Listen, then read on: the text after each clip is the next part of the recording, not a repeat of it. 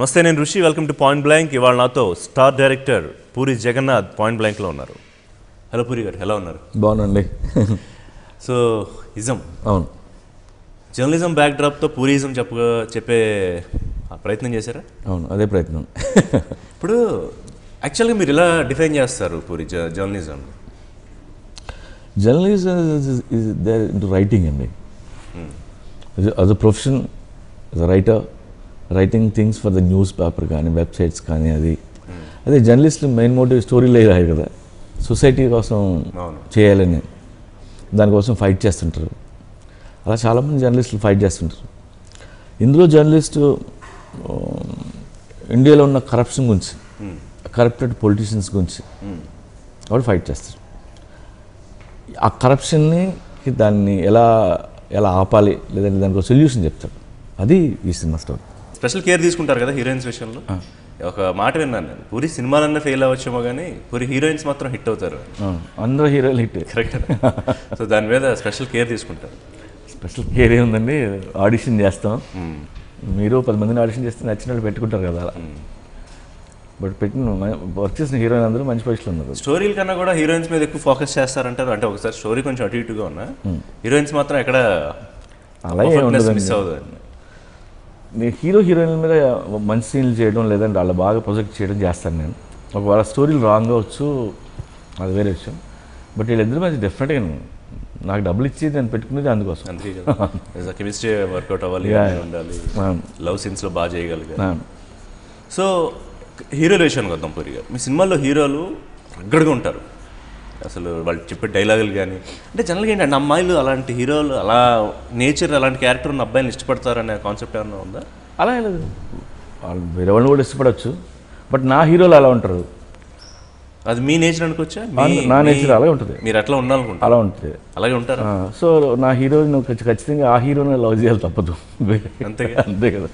మీరు మీ మాటలు కానీ, మీ డైలాగులు కానీ, మీ బాడీ లాంగ్వేజ్ కానీ అంతా చూస్తే కొంచెం నెగ్లిజెన్స్ కనిపిస్తుంది, కొంచెం రెబెలియన్ లాగా ఉంటారు. కానీ మీ హీరోలు కూడా అలాగే ఉంటారు. కానీ ఇండస్ట్రీలో అలా ఉండడం సాధ్యపడుతుందా? మీరు మామూలుగా బాగానే మాట్లాడుతూ ఉంటారు, అందరినీ బాగానే కలుస్తూ ఉంటారు.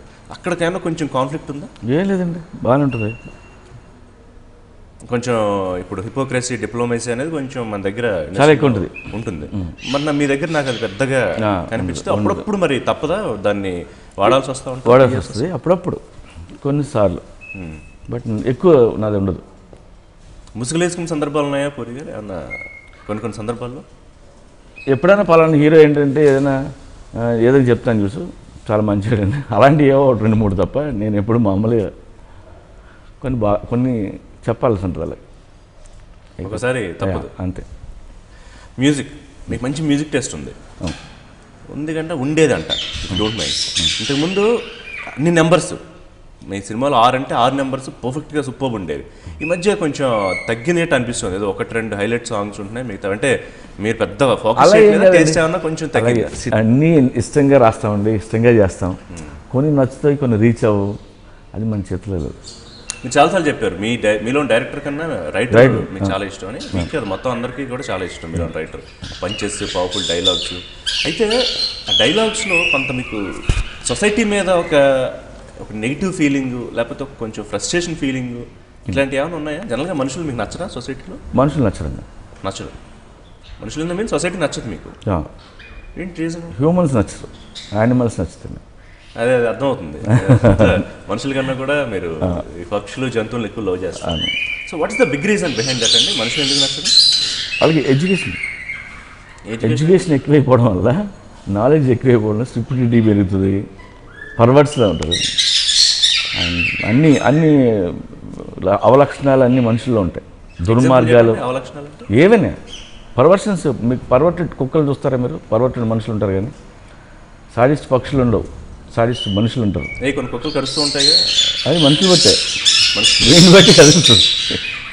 నేను అనేది అలాంటివన్నీ హ్యూమన్స్లో ఉంటాయి. అండ్ ఎస్పెషలీ మన ఇండియా లాంటి కంట్రీలో డిసిప్లిన్ ఉండదు, పని చేయాలని ఉండదు. ఇండియాలోనే ఉంటున్నారు, ఇండియాలోనే సినిమాలు చేస్తున్నారు, ఇండియాలో మనుషులు చూసే డబ్బులతోటే మీరు ఈ స్థాయికి వచ్చారు. మరి కరెక్టేనా ఇండియాలో మనుషులు? అందుకనే వాళ్ళ గురించి వరి బాధపడుతున్నాను. వాళ్ళు ఇంకా పని చేయట్లేదని వరి అవుతున్నాను, మీకు అర్థం కావట్లేదు. వాళ్ళు వాళ్ళ కోసం మీరేమి కంకణని మార్చే ప్రయత్నం మార్చేయడం కాదు, వాళ్ళు వేస్తారు, సెటైర్లు వేస్తారు, డైలాగులు వేస్తారు, కానీ ఇదేమన్నా మార్చే ప్రయత్నం అని చేశారు మీరు ఎప్పుడన్నా? చేస్తుంటాను కదా, సినిమాలో చేస్తుంటాం కదా, దానికోసం స్క్రిప్ట్ కూడా రాస్తాం. అవునా? మళ్ళీ ఇంకొక పవర్ఫుల్ సెటైరిక్ ఉందా? మంచి సెటైరిక్ కాదు, నిజం అది. ఏమన్నా పెద్ద రీజన్ ఉందా? నాకు తెలిసి నేను విన్నా మీరు కొంత దెబ్బతిన్నారు లైఫ్లో, ఆర్థిక పరంగా బలమైన దెబ్బలు తిన్నారు, నమ్మక ద్రోహాలు ఇవన్నీ. సో ఇట్లాంటి వాటి నుంచి ఏమన్నా? అవును, చూస్తుంటాం కదా, వాటి నుంచి కాదు. డిసిప్లిన్ ఉండదు, పని చేయాలని ఉండదు, అందరికి అప్పలంగా డబ్బులు వచ్చేయాలి. మీ డిసిప్లిన్ ఉందా? డిసిప్లిన్ ఉందండి. డిసిప్లిన్ అంటే ఎలా డిఫైన్ చేస్తారు? ఇప్పుడు డిసిప్లిన్ ఏంటంటే పొద్దున్న లేచి అలారం పెట్టి ఈ కైండ్ ఆఫ్ డిసిప్లిన్ ఉందా? అలారం కంటే ముందు లేస్తాను. అలారం కంటే ముందు లేస్తాను. మా కార్ డ్రైవర్ కంటే నేను ముందు ఉంటా. రెండు డిసిప్లిన్స్ ఉంటాయి అనుకుంటా, physical discipline and mental discipline రెండు ఉంటాయి. రెండు ఉన్నాయి. సో ఈ ఉండే పర్సంటేజ్ ఆఫ్ జనాలు తక్కువ కాబట్టి, వాళ్ళు నచ్చరు కాబట్టి మీ హీరోల చేత వాళ్ళ మీద వేస్తూ ఉంటారు. మీరు ఒక బిజినెస్ మ్యాన్ లాస్ట్లో క్లైమాక్స్లో హీరో డైలాగ్ చెప్తాడు మహేష్ బాబు, ఏం ఉండాలి, ఏం లేకపోతే ఏం లేదని చచ్చిపోంటారా అని. అది అసలు చాలా పెద్ద డైలాగ్. మోటివేషన్. నాకు తెలిసి మోటివేషన్ పక్కన 90% మంది నాకు తెలిసి అది ఏమీ ఉండదు, ఏదో అట్లా అదే వాళ్ళ గురించి రాస్తుందండి. వాళ్ళు దాన్ని పాజిటివ్గా తీసుకుంటా అనుకుంటున్నారా మీరు? ఎవడైతే ఏం పెట్టుకుని వెళ్తుంటాడో వాడే తీసుకుంటాడు. ఆ ఏం 5% మంది తీసుకుంటారు అంతే, తీసుకోరండి. అర్థం కాదు ఎప్పుడు. మరి ఆ గట్స్ ఎక్కడి నుంచి వస్తాయి పూరి గారు? మీకు ఆ పెన్ను పెట్టే ముందు, ఆ డైలాగ్ రాసే ముందు ఆ గట్ ఫీలింగ్ ఎక్కడి నుంచి వస్తుంది మీకు అట్లాంటి డైలాగ్ రాసేటప్పుడు? నాకు అలాంటి రాయడం ఇష్టం. నాకు ఏదైనా కొద్దిగా డిస్టర్బ్గా చెప్తే కానీ ఎక్కదండి. సాత్వికంగా గుడిలో చెప్పినట్టు చెప్తే మాత్రం ఎక్కడే అవుతుంది. బట్ ఇంత కొట్టినట్టు చెప్పినా కూడా మీరు అనుకునే మార్పు కూడా ఏం పెద్ద రాదు కదా, తీసుకుంటాడు నేను అంతే అంతే. వర్మ గారు రాము అనుకుంటాం కదా, సో ఆయన ఇంపాక్ట్ మీ మీద ఎంత ఉంటుంది? చాలా ఉంటుంది. పర్సంటేజ్ ప్రకారం చూసుకుంటాం చాలా 50%. 50ఏనా? అయితే ఆయనకి మీకు డిఫరెన్స్ నేను అబ్జర్వ్ చేసింది ఏంటంటే, ఆయన రెబెల్ అంటే మాటల్లో కానీ ఆయన బిహేవియర్లో కానీ రెండు ఒకలాగే ఉంటాయి. మీలో అది కొద్దిగా అంటే నెగ్లిజెన్స్ మాటల్లో ఉన్నది, లేకపోతే మీ రైటింగ్లో ఉంది, మీ మనిషిల్లో నడవడికలో పెద్ద అంత ఉండదేమో అనుకుంటున్నాను నేను. కరెక్టేనా? ఆయన సోలో పర్సన్ సార్, నాకు పెళ్ళం పిల్లలు ఉన్నారు, సో తేడా ఉంటుంది. పెళ్ళి ఎందుకు చేసుకున్నాను లైఫ్లో అని అనుకున్నారు ఎప్పుడు, ఏ టైంలో? నేను పెళ్ళి ఎందుకు చేసుకున్నాను కదా, పెళ్ళి అనేది అవసరం లేదు, టైం అయిపోయింది. యాక్చువల్గా ఓల్డ్ స్టైల్ పెళ్ళికి కాలం తీరిపోయింది. ఇంకా ఫర్దర్ నాకు తెలిసి ఇంకో 2 decades ఇండియాలో కూడా మ్యారేజ్ అరేంజ్ అయిపోద్ది, అవసరం లేదు. కానీ చాలా కంట్రీలో మానేశారు. మీరు లవ్ మ్యారేజ్ చేసుకున్నారు, స్టోరీ కూడా మీరు చాలాసార్లు చెప్పారు, నాకు గుర్తుంది, బ్యూటిఫుల్ లవ్ స్టోరీ అది. సో ఎందుకు అనిపించింది పెళ్ళి ఎందుకు చేసుకున్నాను రా అని ఎందుకు అనిపించింది? నో నా వైఫ్ గురించి కూడా కాదండి బాబు, అలా కాదు, తన్నే అనండి. అసలు మ్యారేజ్ అనే సిస్టమ్ అనేది నాకు అర్థమైంది. దాని గురించి సిస్టము ఒకటి. పూరి లైఫ్లో పెళ్ళి అనేది ఆయన అనుకున్న వాటిని ఏమన్నా ముందుకెళ్లకుండా ఆపేయగలిగింది? అలాంటిది మీ ఫ్రీడమ్ ఏమన్నా కిల్ చేసిందా? ఫ్రీడమ్ డెఫినెట్గా కొంత కిల్ అవుతుంది కదండి. కొన్ని పెళ్లి తర్వాత ఎగ్జాంపుల్, పెళ్ళి అనేసరికి మొత్తం అన్నీ యాడ్ అవుతుంటాయి, రిలేటివ్స్ యాడ్ అవుతుంటాయి, అవన్నీ బడిన్లు అవుతాయి కదండి. అన్నిటికన్నా పెద్ద పిల్లలు కదా. అండ్ బ్యాచిలర్గా ఉన్నప్పుడు మీ రూమ్కి ఎవడు రాడు, పెళ్ళి చేసుకుంటే 100 మంది వస్తారు అంటే తెలియకుండా చుట్టాలని. సో ఇదంతా ఆర్జీవీ ఇన్ఫ్లుయెన్స్ అయినా పెళ్ళి గురించి కానీ, లేకపోతే సొసైటీ మీద కొంత ఈ అదొకటే ఆర్జీవించిన. బయట కంట్రీలో కూడా చూస్తుంటాం కదా, నేను చాలా కంట్రీలో మ్యారేజ్ చేసుకోవడం మానేశారు కూడా. So what's the alternative? ఇది ఆల్టర్నేటివ్ అవసరం లేదు, మనిషి పెళ్ళి అవసరం లేకుండా హ్యాపీగా బతకొచ్చు. ఇంటర్వ్యూ ద్వారా అది చెప్తున్నారు పూరి. 4 రోజులు ఉంటాం పోతాం, ఏమంటారు? 4 రోజులు ఉంటాం పోతాం, అందులోనూ అయిపోయాయి. అంటే మనిషి తోడు ఎప్పుడు అవసరం అవుతుంటారు లైఫ్లో? తోడు కోసం క్రేవ్ అవుతుంటాం మనం అందరం, బట్ అవసరం లేదు. చాలామంది బతుకుతున్నారు, కొన్ని కోట్ల మంది బతుకుతున్నారు సార్ పెళ్ళి లేకుండా. జీసస్ క్రైస్ట్ బతకలేదా, బుద్ధుడు బతకలేదా మీరు చెప్తున్నారు. అదేదో కొత్త, వీళ్ళు ఎప్పుడో బ్యాన్ చేశారు మ్యారేజ్ని. ఇప్పుడు నేను చెప్తున్నాను అనుకున్నారా, వీళ్ళు ఎప్పుడు బ్యాన్ చేశారు? పెళ్ళి కానివాడికే ఎక్కువ వాల్యూ కూడా ఉంటుంది, ఎక్కువ సక్సెస్ అయ్యే అవకాశాలు కూడా ఉంటాయా? సక్సెస్ ఉంటుంది, హ్యాపీగా ఉంటారు లైఫ్లో, హ్యాపీగా ఉంటారు. అది పెళ్ళి అయిన వాళ్ళు కన్నా పెళ్లి కాని వాళ్ళు హ్యాపీగా ఉంటారు. అది పెళ్ళి అయిన వాళ్ళు అందరూ ఎవరి కాళ్ళ మీద పడతారంటే పెళ్లి కాని బాబా కాళ్ళ మీద పడతారు. అంటే వాల్యూ ఎవరికి ఉంది? బాబాకి వాల్యూ, అంటే సక్సెస్ రేట్ కూడా ఎక్కువ ఉంటుందా పెళ్లి కన్నా వాళ్ళు? సక్సెస్ రేట్లు అంటే వాళ్ళు ఏం చేస్తారో నాకు తెలీదు. డెఫినెట్గా ఆడు అనుకున్నది ఏం చేస్తాడు, ఆడు అనుకున్నట్లు లైఫ్ ఉండగలుగుతాడు, ఏం హడ్డిల్స్ ఉండవు. ఏముండవు. కానీ మీ హీరోలు అక్కడ అదేం ఎప్పుడు ఏ సినిమాలను చూపించలేదు అనుకుంటా కదా? అది చూపిస్తే జనానికి నచ్చదు కదా. సో మళ్ళీ బట్ అలాంటి స్టోరీ ఒకటి రెడీ చేద్దామని ఉంది. ఉందా అది కూడా? సో మీ సినిమాలో హీరోయిన్ ఉండదు తర్వాత వచ్చేసి? No, I want make a film on marriage. ఉంటారు హీరోయిన్ కానీ మ్యారేజ్ ఉండదు. మ్యారేజ్ ఉంటుంది, మసాలా ఉంటుంది కానీ మ్యారేజ్ ఉండదు. యా.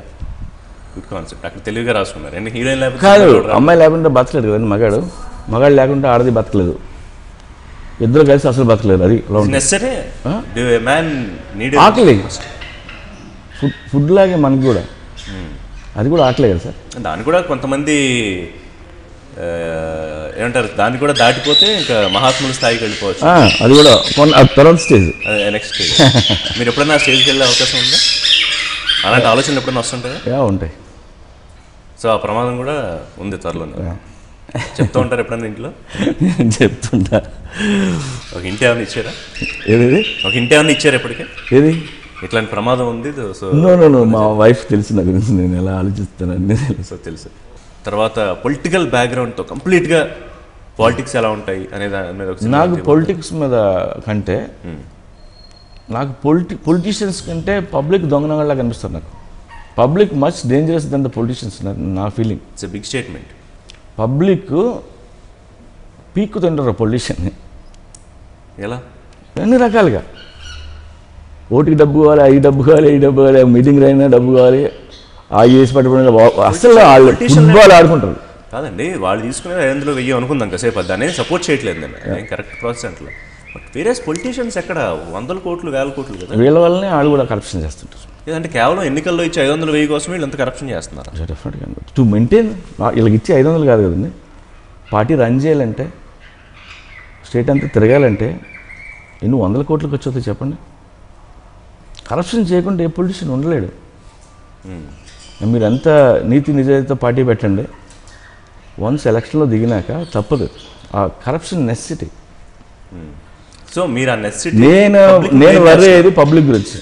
ఇంకా పబ్లిక్ కేవలం పబ్లిక్ వల్లే రాజకీయ నాయకులు కరప్షన్ చేస్తున్నారు. అది అలా ఇది కలపొద్దు.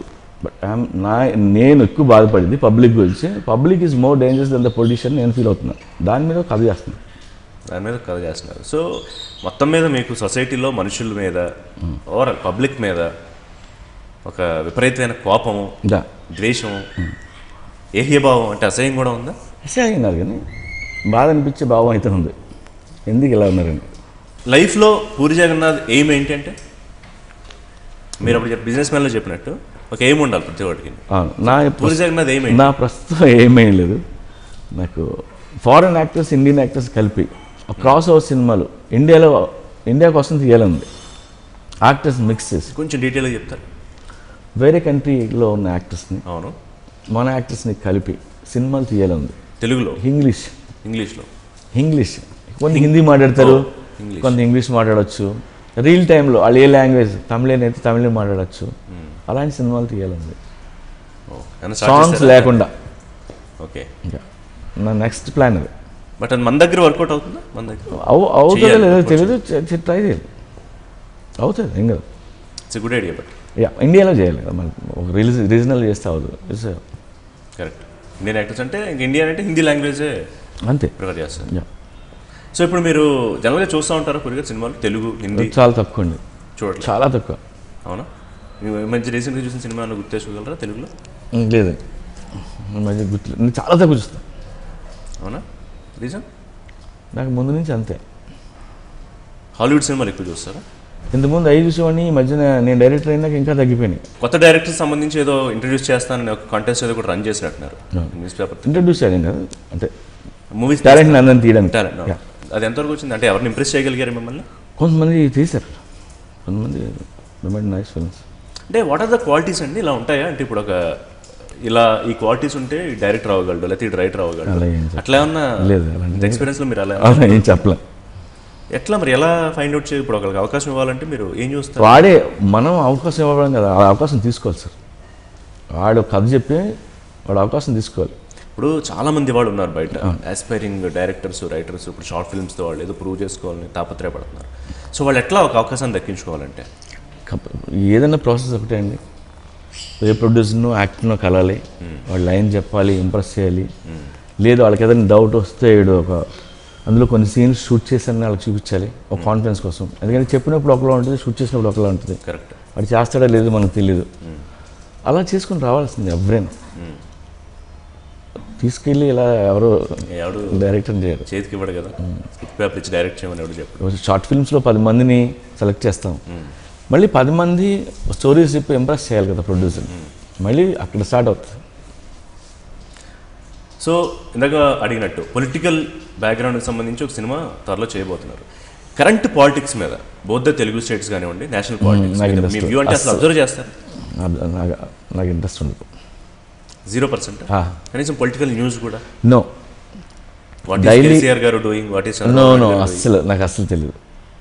అవి పట్టించుకున్నాను. అవునా? అంటే ఎప్పుడు లేదు అసలు? ఎప్పుడు లేదు. నేను న్యూస్ పేపర్ తీసి చదివింది లైఫ్లో 5 సార్లు. ఓకే. ఒకటి ఇందిరాగాంధీ చచ్చిపోయినప్పుడు, రాజీవ్ గాంధీ చచ్చిపోయినప్పుడు, కార్గిల్ వారు వచ్చినప్పుడు, బాలకృష్ణ ఇంట్లో కాల్పులు చెప్పినప్పుడు నాకు 5 ఉన్నాయి. అంటే నేను పేపర్ తీసి ఇలా హెడ్లైన్స్ చదివింది. సో ఎప్పుడు చదవను. సో కంప్లీట్గా ప్రపంచంతో మీరు అవే ఉన్నారు ఒక రకంగా చెప్పాలి. అంటే సొసైటీ, న్యూస్, లీడర్స్, బాధలు, కష్టాలు, అసలు ఏం జరుగుతున్నాయి దీనికి నేను మళ్ళీ హిస్టరీ మీద ఇంట్రెస్ట్. రోజు లీడర్ల గొడవలు నాకెందుకంటాను. అంటే ఎగ్జాంపుల్ అంటే రాజుల కాలమా లేకపోతే ఇప్పుడు రాజుల కాలమో, బ్రిటిషర్స్ టైమో, ఎనీథింగ్. ఏ కంట్రీ హిస్టరీ చదువుకుంటే ఓవరాల్ ఇదని అర్థం అవుతుంది తప్ప రోజు వాళ్ళ ఇదే ఉన్నాడు ఆడే ఉన్నాడు డీటెయిల్కి వెళ్తే పెంటని నా ఫీలింగ్. ఇప్పుడు కొన్ని బాధలు ఉన్నాయి కదా సొసైటీలో, మరి రుగ్మతలు ఇలాంటివి ఉన్నాయి కదా, వాటి మీద ఏమన్నా మీకు అనిపిస్తుందా దీన్ని ఏమన్నా చెయ్యాలి, కొంతమందికి ఏమన్నా మనం చేయగలం అట్లాంటి ఆలోచన కూడా వస్తుంది? Charity kind of things. So పూరికి సమాజానికి సంబంధం లేదు అనుకోండి, ఒక స్టేట్మెంట్ వేసుకోవచ్చు అనుకోండి. పూరి సినిమాలు రాసుకుంటారు, సినిమాలు తీసుకుంటారు అంతే. బట్ ఆ సినిమాలు తీయడం వల్ల మన 100 మంది ఫీడింగ్ వస్తుంది, డబ్బు జనరేట్ అవుద్ది, వీళ్ళంతా ట్యాక్స్లు కడతారు, అదే సొసైటీకి వీళ్ళంతా డబ్బు వెళ్తుంటుంది. సంవత్సరానికి 3 సినిమాలు తీస్తుంటాను నేను. సొసైటీకి ఆ పనికిరానా లేదా మీరు చెప్పండి. యా పనికొస్తారు. సో మీరు చాలా బలమైన దెబ్బతిన్నారు. దాదాపు నాకు గుర్తులేదు ఫిగర్ ఎంతో, దాదాపు చాలా ఎక్కువ కోట్లు. సో మళ్ళీ కోలుకున్నారా? మళ్ళీ కోలుకున్నాను, ఆఫీస్కి వచ్చాం. కానీ ఆ ఇంపాక్ట్ మీ మైండ్ మీద ఎలాంటి ప్రభావం చూపించింది పూరి గారు? ఏదండి ఆ దెబ్బతిన్న ఇంపాక్ట్? కంప్లీట్గా మీరు చూసే వ్యూ, మనుషులతో, బయట వాళ్ళు పబ్లిక్ వదిలేండి, మీరు రోజు మాట్లాడే మనుషులు, మీరు రోజు కలిసే మనుషులు, వీళ్ళతో మీరు బిహేవ్ చేసే విధానంలో కూడా మార్పు తీసుకొచ్చిందా? మామూలుగా అలాగే ఉంటాను కానీ బట్ ఇంటర్నల్గా I got fed up with the people. మనుషులు ఎలా. సో మీరు ఒక డైలాగ్ టెంపర్లో అనుకుంటారా సార్, జీవితం ఎవరిని వదిలిపెట్టడు, అందరికీ సరదా తీర్చేస్తుంది. సో అది మీ దాంట్లో నుంచి వచ్చింది అనుకోవచ్చా? మీ సరదా తీర్చేసి అదే పెట్టుకున్నారు ఎదురు. సో అది ఎవరికి మినహాయింపు కాదు, అందరూ ఆ ఫేస్లోంచి వెళ్ళాల్సింది. కొంతమంది తప్పించుకునే అవకాశం ఎన్నో. ఇప్పుడు 1 లక్ష కోట్లు 2 లక్షల కోట్లు అధిపతులు, వాళ్ళకి ఎన్ని టెన్షన్ ఉంటాయి. ఇప్పుడు 1 లక్ష కోట్లు 2 వాళ్ళకి ఇంకా ఎక్కువ టెన్షన్. సామాన్యుడి కన్నా కూడా మనం అనుకుంటాం కానీ పెద్దడికి సుఖంగా ఉన్నారని, వాళ్ళకున్న కష్టాలు పేదడికే ఉంటాయండి. పేదడికి అడిగి మంత్లీ రెంట్, బట్టలకి డబ్బులు, మందుకి డబ్బులు, మేజర్ లైఫ్ టెన్షన్లు ఉంటాయి. ఎదిగే కొద్ది ఎక్కువ కష్టాలు ఉంటాయి. ఎదిగే కొద్దీ పేరు వచ్చే కొద్దీ ఎక్కువ కష్టాలు ఉంటాయి. What about books? నాకు తెలిసినంత ముందే బాగా చదివేవారు, అవి కూడా చదవట్లా. సో బుక్స్ మానేశారు. బట్ ఎప్పుడో చిన్న ఆ చదివిన పుస్తకాల అనాలిసిస్తో ఏదో బతుకుతున్నా. నాలెడ్జ్ ఎక్కువ అయిపోతుంది, చదవడం మానేశారా ఏంటి? టైం లేక. ఇగ్నోరెన్స్ ఇస్ బ్లిస్ అంటారు కదా, చాలా super, I love it, enjoy it. Knowledge పెరిగే కొద్దీ కన్ఫ్యూషన్ స్టేట్లోకి వెళ్ళిపోతుంది. Too many logics. Sairam Shankar మీ తమ్ముడు, మీరు చాలా మంది, సరే కొంతమంది మీరు స్టార్లు చేశారా లేకపోతే స్టార్ హెల్త్ సినిమాలు తీసి మీరు బాక్స్ ఆఫీస్ రికార్డులు బదులు కొట్టారా, కానీ మీ తమ్ముడు విషయంలో ఫెయిల్ అయ్యారని ఏమైనా అనిపిస్తుందా మీకు? నాకే ఎస్టాబ్లిష్ చేసే నాకే అనిపించదు.